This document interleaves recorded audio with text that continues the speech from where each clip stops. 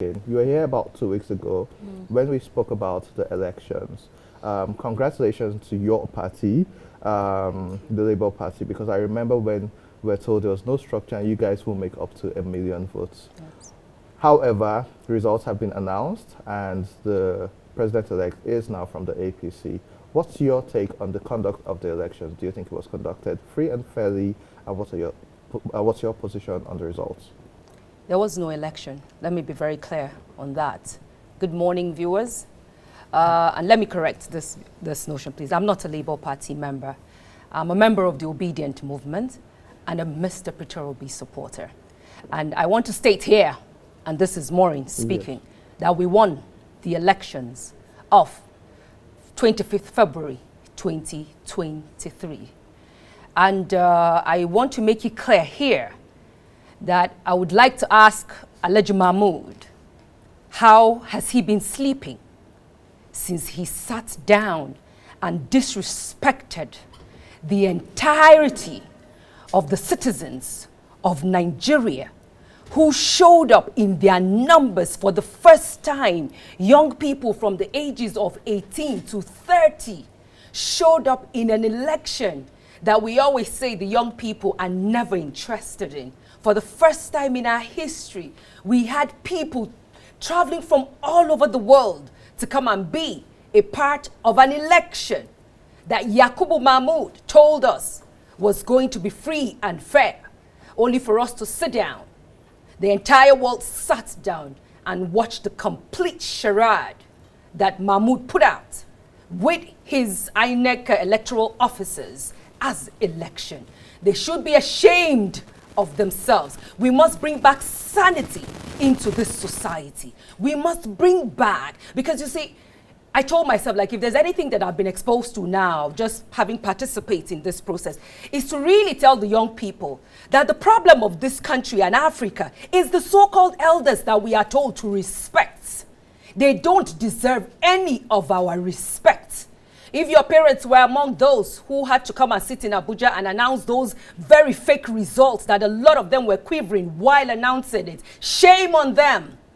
Shame on them. I wonder what lessons they passed on to their children, that we will sit down brazenly and watch this level of criminality happen. It is a travesty and it should be unacceptable. We will not legitimize what INEC has done, because what they did has no legitimacy in the eyes of Nigerians. I'm not even talking about the law right now. I'm talking about the eyes of we the people, we the citizens. You know, when they say elections, oh, people don't show up, oh, this, that, voter apathy. No, I have realized there's nothing like voter apathy. People do show up. It's disenfranchisement. It is the violence that they met out on citizens. Even before the date of the election, people could not collect their PVCs. Mahmood has already disenfranchised those people. Then you go again to your polling unit and you are not able to vote. There are people who I know, when they speak, we just have people who do not have shame. We have people who lack this thing called self-respect. And they form this political class that we must uproot.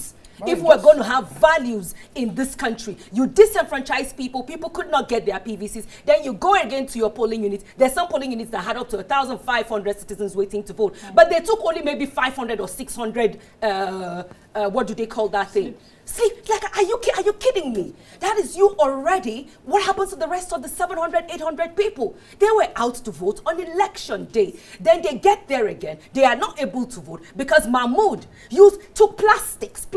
That is what 300 and something billion naira bought. Plastics was what we used to conduct elections. We must learn to tell ourselves the truth if we're ever going to make progress in this country. We cannot have criminals teaching us values. There can be no values where criminals are sitting down and telling us that we must take what they offer us when what they are offering us is nothing. Maureen, I want to interject, and I understand and appreciate your passion. But it's not passion. People should stop using passion. You see, no, when people we speak are about all this passionate about Nigeria. Let it's me beyond passion. It's about saying it as it is. It's about doing the right thing. I'm passionate. I'm just talking about what needs to be done. Maureen, just Nigeria needs to get its acts right. Our elders Maureen, please can I speak? I have a question for you. Yes. We are all passionate. That is why we wake up every day to want a better Nigeria. I am passionate. We all are. And it's passion that would lead you to speak truth to power. Maureen, so my question is, while we often point our fingers at the political elite, who should take responsibility and be held accountable, rightfully so, what happens to the young Nigerians who agreed to be paid to be used? I saw the lady whose face was axed. I saw young people from videos in Rivers State threaten people and seize ballot boxes. I saw police officers with police trucks come, and these are videos are online, to polling units, and the boxes were taken away. So while we talk about the political class, what is your position on the younger Nigerians who also allow themselves to be used by these people? Those are the criminal structures. That's all they've been taught. Someone taught them how to go about that bad behavior because they incentivize the bad behavior. That bad behavior that you saw there was incentivized. Do you think they just went there and decided to carry ballot boxes? Somebody incentivized that bad behavior. Somebody asked them, go do this, and this is what you get out of this. Someone incentivized that act. Was it just like out of the blues they decided, oh, we're just going to go and carry ballot boxes? Oh, no, we're just going to ensure that they have election faculty doesn't... to say yes or no. No, they do, absolutely. Just like how some of us are, saying, no, these things cannot happen. We are in the majority. There are just a very few people who have ensured that their structures that they keep touting about, that they keep talking about, is just what you saw. So in these structures, the police is there. They're also guilty. Citizens like you and I are also part of it. They are also guilty. Not citizens like you and I. No, they're the NYSC members, yes, they've weaponized poverty. So in doing so, they go there, they offer you something, and probably you're thinking, oh, my mom is in the hospital. And we couldn't get her, to have to be admitted, and I need to buy drugs for her. Oh, I need to buy food for my younger ones. Oh, I don't have where to put my head. So these are the incentives. So they put all of these things forward before you. And when some of them don't have the mind to say no, they become victims of the criminals that we have in the current politics of Nigeria. So you can see that it is, who would call me today and tell me, oh, Maureen, I need you to go and snatch ballot box? Do I look like someone that will go and snatch ballot box for someone? No. So they know they are victims. They know the people they use for such purposes. If poverty wasn't weaponized, trust me, we watch elections. I heard Woye here speaking and saying that, elections are not perfect anywhere. Please, let's stop saying that. If elections are not perfect anyway, does it mean we should always only copy the bad things? Aren't there good things for us to copy? What do you teach your children? Also, because somebody cheated in exams and came first, then you tell your child, oh, yes, that boy did it. You to next time cheat so that you can come first in class. No. What is there to learn about being bad, about bad behaviors? Why are we always making the worst of the examples? Why don't we say in those areas where elections are conducted and they are conducted rightfully, that is the standard that we too must have? What is the Nigerian standard? Nigeria abhors excellence. Nigeria abhors anything, like we're so mediocre in our mindsets. So every little thing, we're quick to look for where is that very bad situation that, okay, let's quickly compare that. Right before you, there are other places where the best of the best is the only standard that is acceptable. But we're quick because it favors us, because it is okay, because we are the ones who would be in charge. So every other person can go die. No, it is unacceptable. We must have a standard, and that standard must be the best standard that is practiced globally, not the Nigerian standard of criminality, of violence, of thuggery. That must end. Elemona, let's bring you back into the conversation. I've seen you've had lots of you've had lots of reactions to what Maureen has been saying right from when she started. Could you share your thoughts on that? My thoughts are very clear. BVAS, e-transmission of results, IREV. 3 things that were designed to avoid the very situation she just described. 3 things. 3 things we were told had been encapsulated in our laws. 3 things. In fact, on the 7th of February 2023, INEC did a long thread on social media, issued a statement saying that BVAS, IREV, and so on and so forth, and e-transmission of results are statutory, mandatory, according to the provisions of Section 50, Section 60, Section 64 of the Electoral Act. They said so. We didn't say so. The law, the Electoral Act, on more than one occasion, INEC went to the National Assembly and represented that it was ready to do these 3 things. On more than one occasion. In fact, when members of the APC opposed the passage of the new Electoral Act and opposed the adoption of these 3 innovations, as an institution, INEC said, no, we're ready. Just before we went on break, Woye told us the thing about, sorry, I'm about to drive. Woye told us the thing about if I send you a text message. I'm sorry. This was more important than the text message. Significantly more important than the text message. But that's not even the issue. The issue is we asked the institution, hold on, how do you implement this technology? How do you implement this innovation in the face of Nigeria's network coverage issues? And the institution said to us, oh, we have that covered. If you are in a no network zone and you press send on the BVAS machine, it uploads automatically once you go into a network zone. And so you don't have to do anything. Yeah? So you don't have to worry. It will work. And on the back of that, 300 billion was appropriated for this electoral exercise. Yeah? Now, we need to ask, it isn't even that there was a slow, it isn't just that there was a slow application of the process. I mean, it's 1 week later, and we haven't seen all the results. It's 1 week later. It is also that from the polling unit, where you are supposed to press send on the BVAS machine to send the results, the electoral officers were instructed not to do so. Why? We'll come back to you, Ilemona. Woye, last question for you, because we have some other panelists joining us. Okay. The obedient Maureen has shared her position. Ilemona has shared it, and Lami as well. What's your final response to the objections which have been raised so far? One, the 300 billion so-called, it's not for BVAS alone, please. It was for the electoral was for the process. whole election. Please go on. So you have money for logistics, money for printing, money for PVCs, money for BVAS, and money for miscellaneous issues. So I don't think BVAS take more than perhaps 50 or 60 billion naira or so from my own findings. Going forward, I think we're in court right now, and I think we should allow the court processes to reach its conclusion. Good. Lami, final words from you.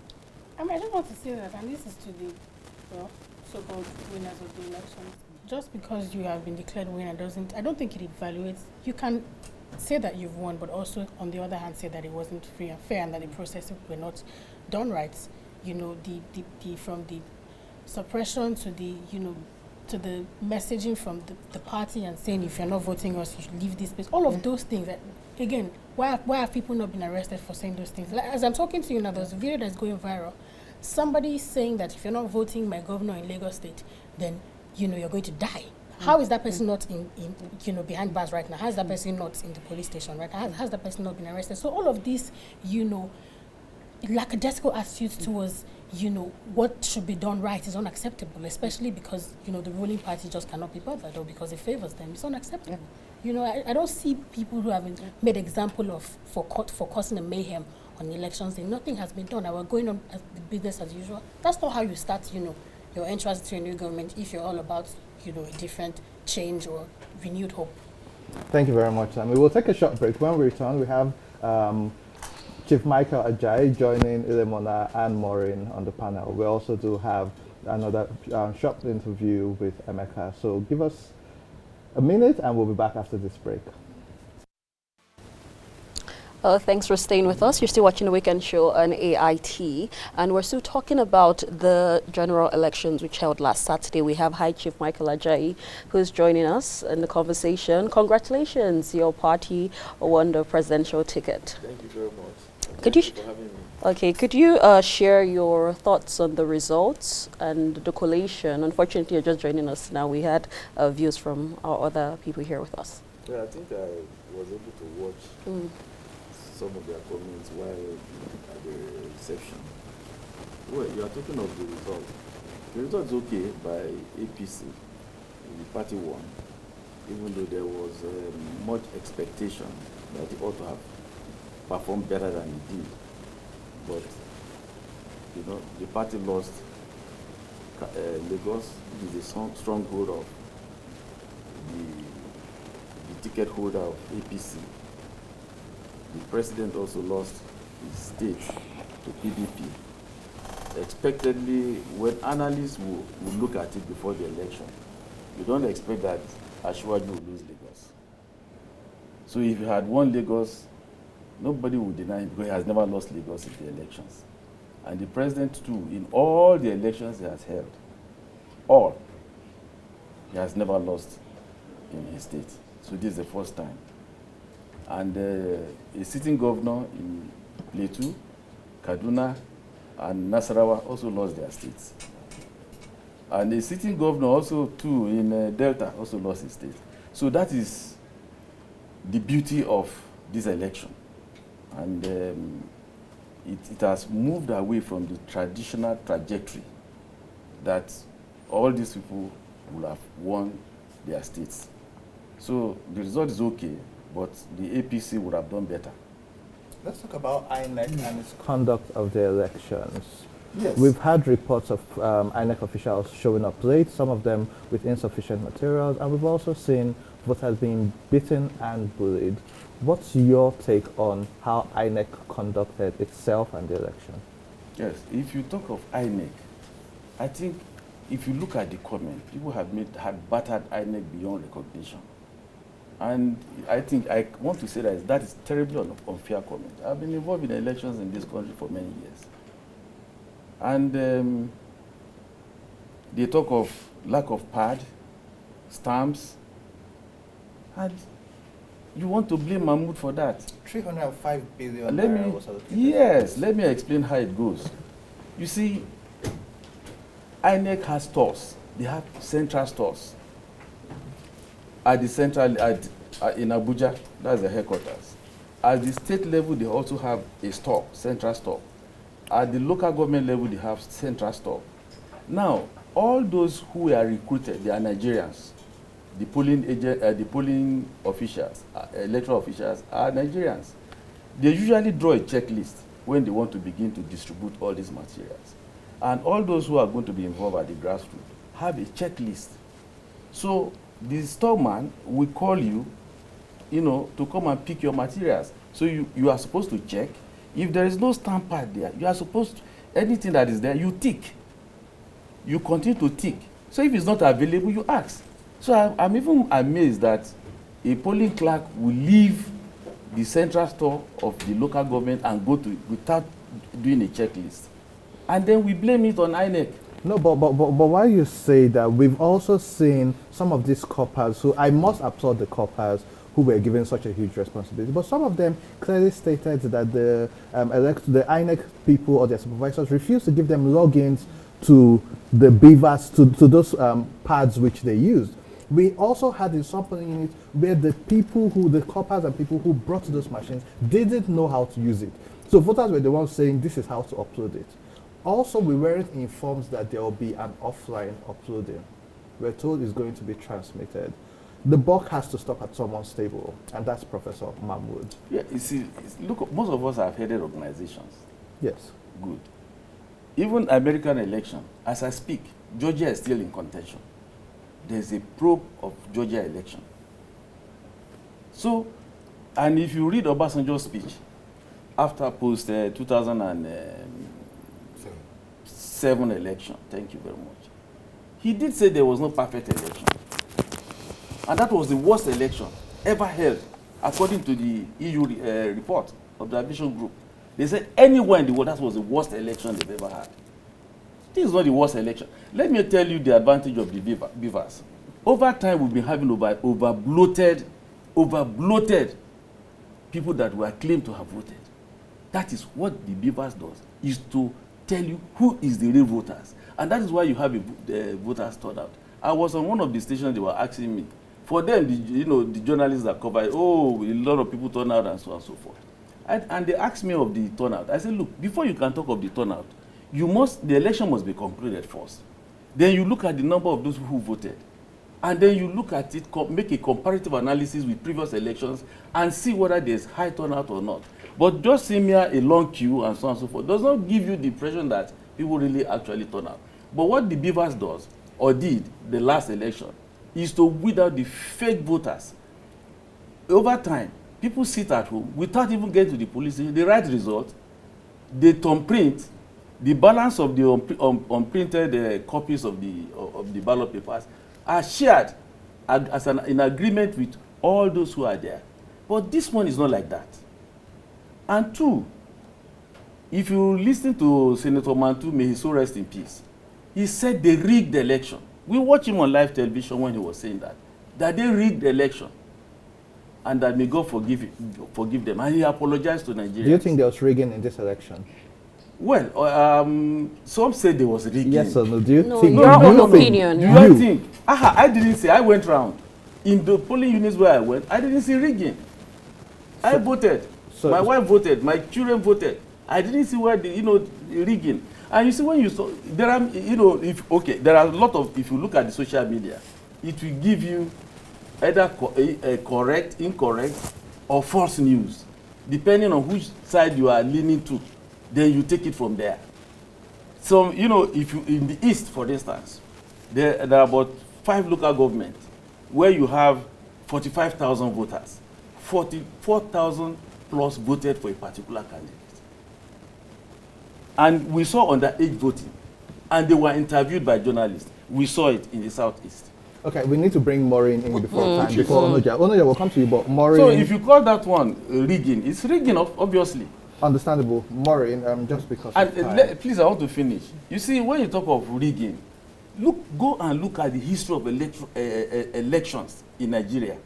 Which election is it that you find that they will not be complaining of rigging? The party that wins does not complain of rigging. It is the party that loses that complains of rigging. So the reason why I want to bring Maureen in is she has mentioned that the fact that something is wrong doesn't mean we need to continue. But Maureen, we have another election next week, Saturday. What is the way forward, and what's your word to Nigerians as we are in this period where the Labour Party and Obedient have rejected the results, but we have another election coming up, and so elections will still hold. Want to hear your words to Nigerians, your final take. My words to Nigerians, and most especially the supporters of the Labour Party, the Obedience Movement, is to come out in mass once again, 11th March, because we have a date with history. This structureless party has a date with history, because just as we created this wave on 25th February, and we won quite a number of seats in the House of Reps and in the Senate, we retired serving governors. We retired ex-serving governors who wanted to, who have turned the National Assembly into their retirement home. We did very well. So I'm hoping that, and I'm praying, and I'm asking, and I'm urging that all Obedience nationwide, Labour Party supporters nationwide, go out there again. Nigeria belongs to us all. Go out once again and let your voices and let your choices be seen and heard. 11th March, we have a date with history. And I urge President Muhammadu Buhari and Yakubu Mahmoud, because as far as I'm concerned, Mahmoud Yakubu should not conduct any election again moving forward in this country.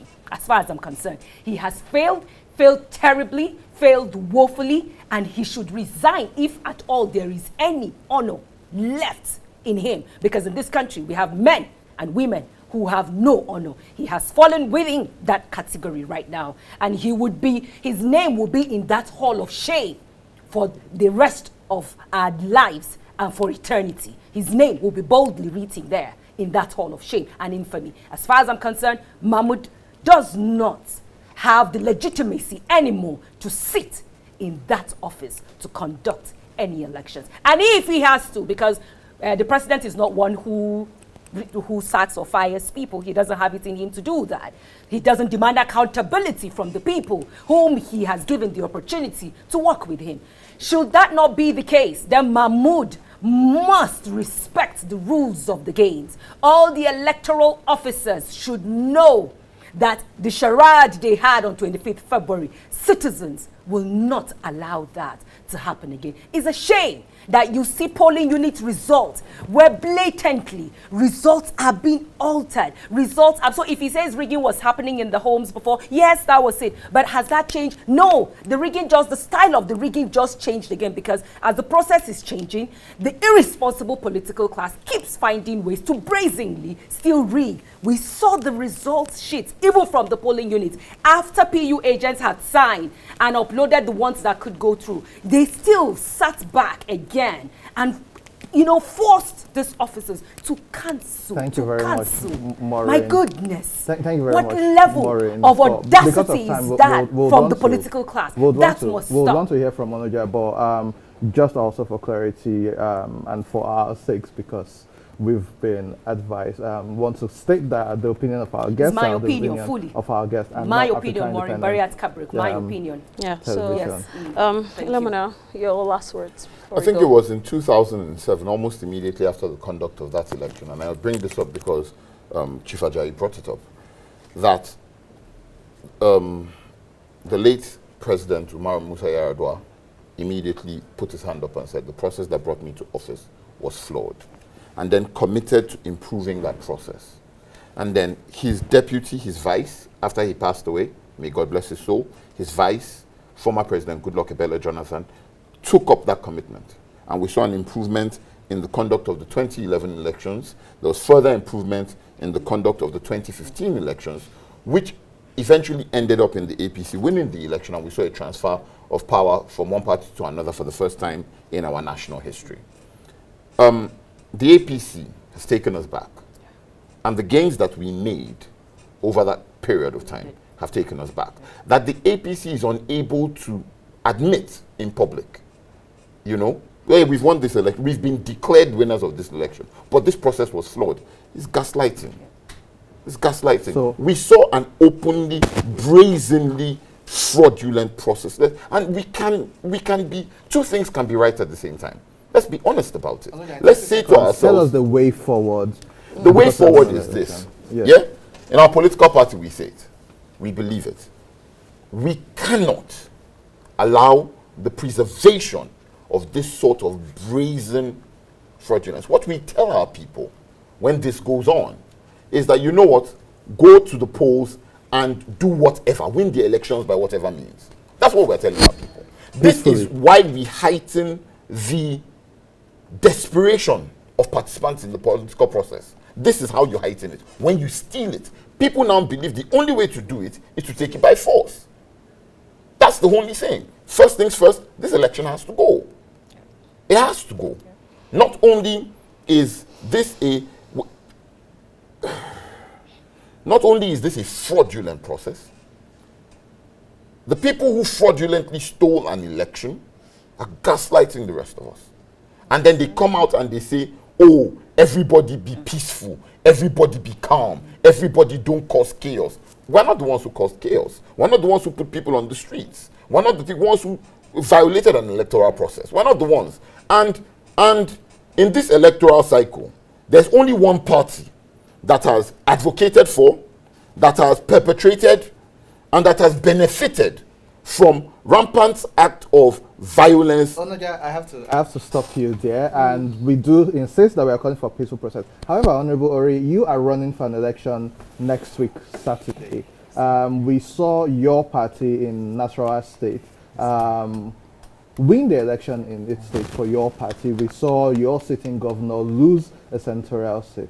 Why should people continue to vote for you and your party in the next 1 week? Thank you very much. I've listened to the guests in the studio.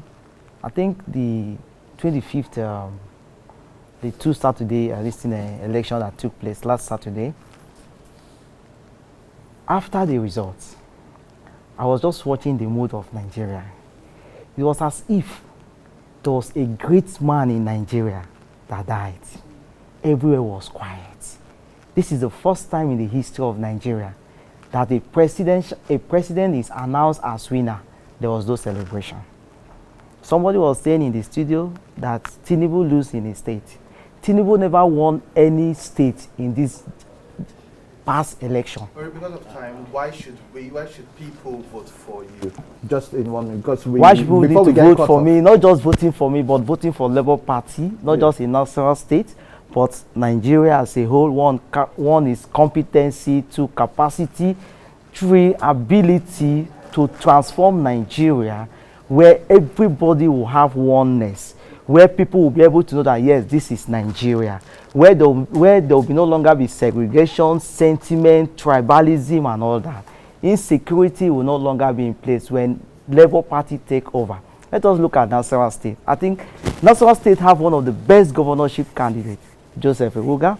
I think he's the man that will liberate us. Why the people of Karogitata need to vote for me? Yes. They need to vote for me because I have been with them, I have stayed with them, I know what they are going through, and I know what they want. And I am using this opportunity to tell them they should come out en masse and vote for Labour Party. As they vote for the Labour Party, they should just be waiting. Labour Party will retrieve back our presidential mandate that was stolen by us, by these criminals, by these people that have no conscience. Because of time, we need to wrap this up. And Chief Michael will bring you post the gubernatorial election so that you would actually give more analysis. But because of time, that's the much we can take on today's episode. As you can tell, all our guests and panelists want the best for Nigeria. However, institutions have a role to play. The institutions who have the role to conduct elections should conduct the right elections free and fair, and where there are issues, you also have the right to cancel them. The president has a role to play in keeping the peace and advising the people or instructing the people who have been appointed to do their jobs. For those people who are unhappy with the elections, we insist that you remain peaceful, but you can still address this in court. We're about to, that's the much we can take on today's episode. You can watch this on YouTube. My name is Andy Madakidu. Have a blessed weekend and vote next week Saturday. Didi? Yes, Eddie Young. Follow me on Instagram and Twitter at Didi_. You can find us on Facebook, Instagram, and Twitter at WeekendShowNG. And this episode would also be put on YouTube. So have a blessed weekend. Thank you.